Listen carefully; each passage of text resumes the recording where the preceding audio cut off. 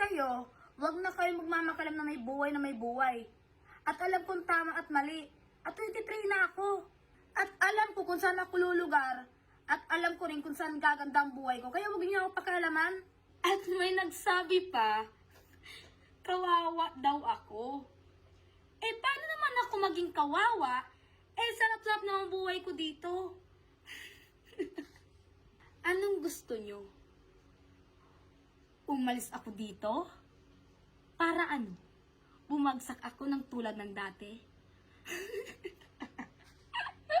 Kaya kayong mga nagbabalak, papaalisin ako dito?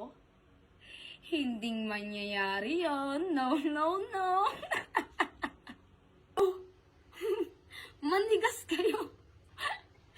Dahil kahit sino mang kontakin nyo, kapatid ko o pamilya ko, walang magagawa yan.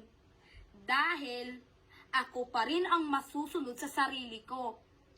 Dahil may edad na ako. Tika. Alam nyo, aalis lang ako dito pag tinaboy na ako si Papa. Kaya kayo, huwag nyo nasayangin ang oras nyo sa akin.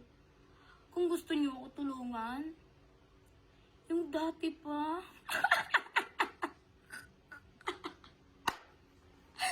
Feeling nyo ano?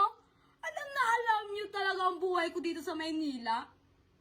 Wala naman ibang tumulong sa akin. At wala naman ibang nagpasikat sa akin.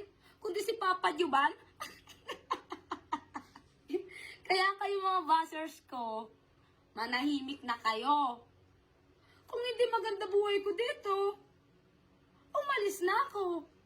Eh di, diyan pa ako titira sa inyo. Kaya, bye!